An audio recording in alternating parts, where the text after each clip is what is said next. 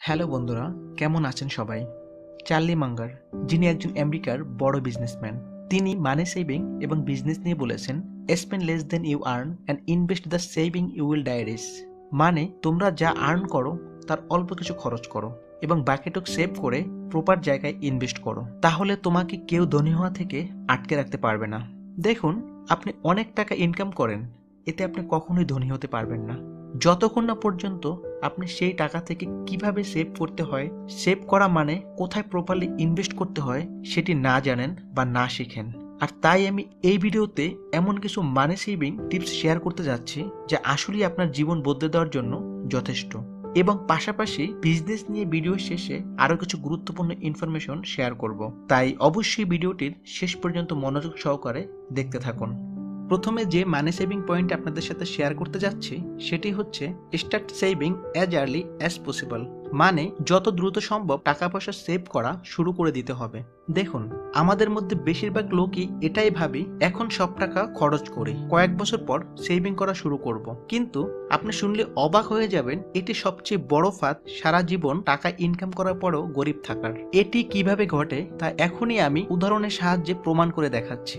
উদাহরণটি বেশ ইম্পর্টেন্ট, একটু মনোযোগ সহকারে দেখতে হবে। একটি কোম্পানিতে দুজন বন্ধু জব করত। তাদের দুজনেরই বয়স ছিল 25 এবং তাদের স্যালারিও সেম ছিল।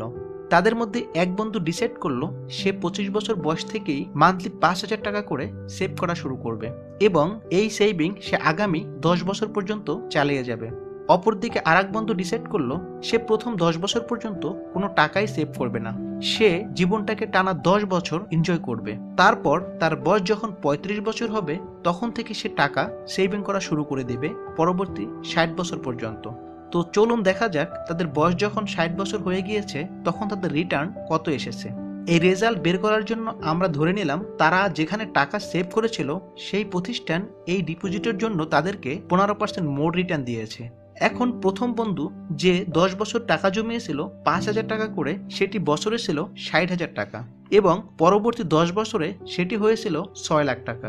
সেটি আফটার 35 ইয়ার্স, মানে তার বয়স যখন 60 বছর তখন তার রিটার্ন এসেছে 4.1 করোড়। অপরদিকে অন্য বন্ধু যিনি মাসে 5,000 টাকা জমিয়েছিলেন, তার বয়স 35 বছর হওয়ার পর থেকে তার ইনভেস্ট ছিল 60 বছর হওয়া পর্যন্ত 25 বছরে টোটাল 15 লাখ এবং তার রিটার্ন এসেছে 1.3 করোড়, তাও আবার 25 বছর জমানোর পরে।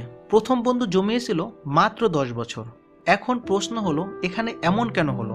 এটির কারণ হলো প্রথম বন্ধু মাত্র 10 বছর জমালেও সেটিকে কম্পাউন্ড মানে বৃদ্ধি হতে টাইম দিয়েছিল 35 বছর। অপরদিকে দ্বিতীয় বন্ধু টাকা তো সেভ করেছিল ঠিকই, কিন্তু সেই টাকাকে কম্পাউন্ড মানে বৃদ্ধি হতে তেমন কোনো টাইমই দেয়নি, আর তাই তার টাকারও পরিমাণ এত কম। তাই অবশ্যই যত দ্রুত সম্ভব সেভিং শুরু করে দিতে হবে, কারণ এটিকে প্রপার টাইম দিতে হবে বৃদ্ধি হতে, যেন দ্বিগুণ, 3 গুণ, 4 গুণ, 5 গুণ হারে একটা সময় বৃদ্ধি পায়। দ্বিতীয় পয়েন্টটি হলো স্টার্ট সেভিং উইথ স্মল মানি। আমাদের সকলের একটি বড় প্রবলেম হলো আমরা চিন্তা করি আমার তো স্যালারি কম বা ইনকাম কম, অল্প টাকা জমিয়ে কি লাভ হবে, তাই এখন থাক, পরে ইনকাম ভালো হলে তখন বেশি টাকা করে সেভ করা শুরু করব আর দ্রুত ধনী হয়ে যাব।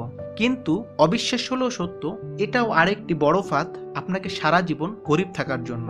দেখেন, আপনি যখন একটা সময় অনেক রিস্ক লাইফ লিড করবেন তখন আপনি অনেক টাকা ইনকাম করলেও সেই রিস্ক লাইফ লিড করার জন্য আপনার মাস শেষে ঠিক টাকা সব শেষ হয়ে যাবে।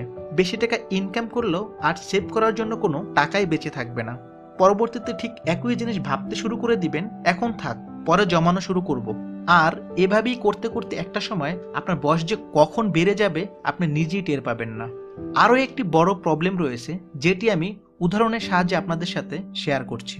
ধরুন একটি মোটা লোক তার ওয়েট লস করার জন্য জিমে ভর্তি হয়েছে এবং ফুড কন্ট্রোল করা শুরু করেছে, কিন্তু সে এক সপ্তাহ পর দেখলো তার ওয়েট লস তো কিছুই হয়নি, যা ছিল তার কাছাকাছি রয়েছে। তাই সে জিম ছেড়ে দিল আর খাবার দাবার আগের মতোই খাওয়া শুরু করলো। পরবর্তীতে তিনি যা ছিলেন তাই হয়ে গেলেন।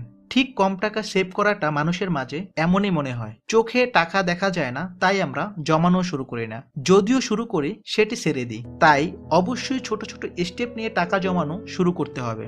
দেখুন, টাকা জমানো একটি মেন্টাল হ্যাবিটের ব্যাপার। ছোট ছোট টাকা জমানোর হ্যাবিটটি একটা সময় ফিউচারে বড় টাকা জমানোর জন্য আপনাকে হেল্প করবে। তৃতীয় পয়েন্টটি হলো পে ইয়োর সেলফ ফার্স্ট।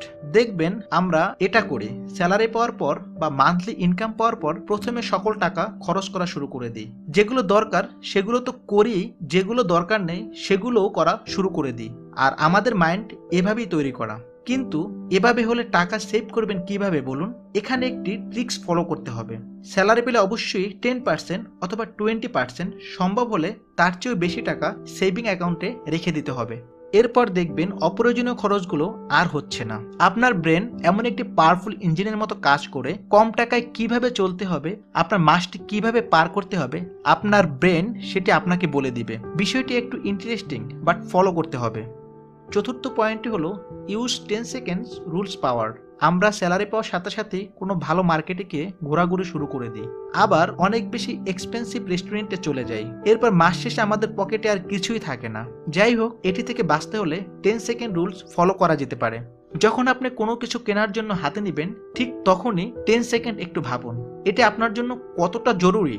যদি জরুরি না মনে হয় তাহলে অবশ্যই না কিনে ফিরে চলে আসুন। এভাবে করেই দেখবেন মাস শেষে আপনার অনেক টাকা সেভ হয়ে গিয়েছে। ভিডিও শেষ আপনাদের কাছে ছোট্ট একটি রিকোয়েস্ট, যারা আমাকে ভালোবাসেন, এই চ্যানেলকে ভালোবাসেন, তারা প্রত্যেকে এই ভিডিওটি কমপক্ষে 5 জনকে শেয়ার করবেন। ভিডিওটি অবশ্যই একটি লাইক করবেন, কমেন্ট করে জানাবেন কেমন লেগেছে।